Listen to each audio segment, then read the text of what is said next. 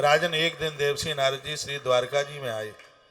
तमे कदा तो देवर्षि वसुदेवो गृह आगतः, वसुदेव जी के घर पर पहुंचे जहां श्री वसुदेव जी रहते थे।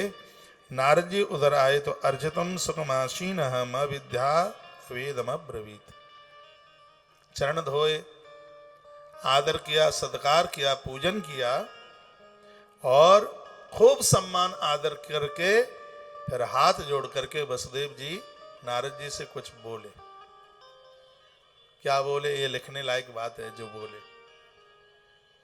वसुदेव जी ने कहा कि भगवन भवतो यात्रा स्वस्थये सर्वदेहिनाम कृपणानाम यथा पित्रोरुत्तम श्लोकवर्त्मनाम। संस्कृत का शब्द है, आप शायद न समझ पाए हो। इन्होंने कहा कि माता पिता का आगमन धरती पर पुत्रों के लिए होता है। ये माता पिता जो धरती पर आते हैं ये पुत्रों के लिए, ये संतान को जन्म देने के लिए भगवान इन्हें भेजता है। दो को भेजता है वो प्रमुख रूप से, एक है गृहस्थ और एक है संत विरक्त, एक है विरक्त और एक है गृहस्थ।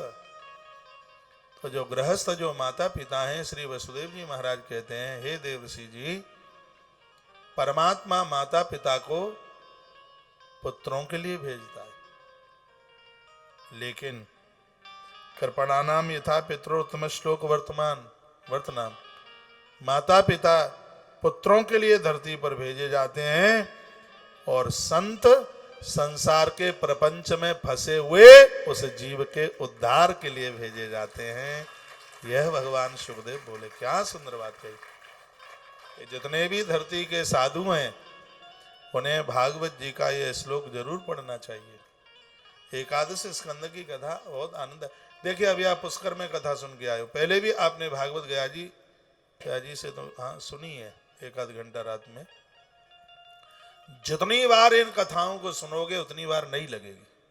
आप बोर तो नहीं हो रहे? नहीं, फिर मैं आरती करा दूं। मन लगे तो कथा सुनाऊं, नहीं ओम जय जगदीश हरे। कथा में मन लगे तब तक ही है। ये बात भागवत जी की मेरे गले उतरी, मुझे बहुत अच्छा लगा। वसुदेव जी महाराज कहते हैं देवर्षि नारद जी को कि परमात्मा ने संतान के लिए, पुत्रों के लिए माता पिता को भेजा है और संसार के प्रपंच में फंसे हुए जीवात्मा के कल्याण के लिए भगवान ने संतों को धरती पर भेजा है।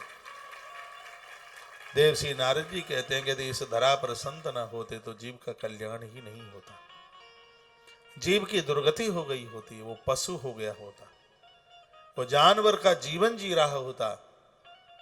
आज जो भी वसुदेव जी कहते हैं कि जो सुख का अनुभव ये जीव कर रहा है, ये सब महापुरुषों की देन है, संतों की देन है। ये बहन है, ये भाई है, कौन बताए? महात्माओं ने बताया।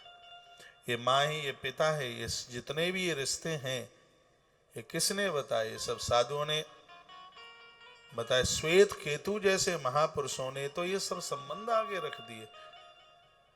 महात्मा श्वेत केतु उद्दालक का बेटा है, चाणक्य का मामा है, हाँ खास।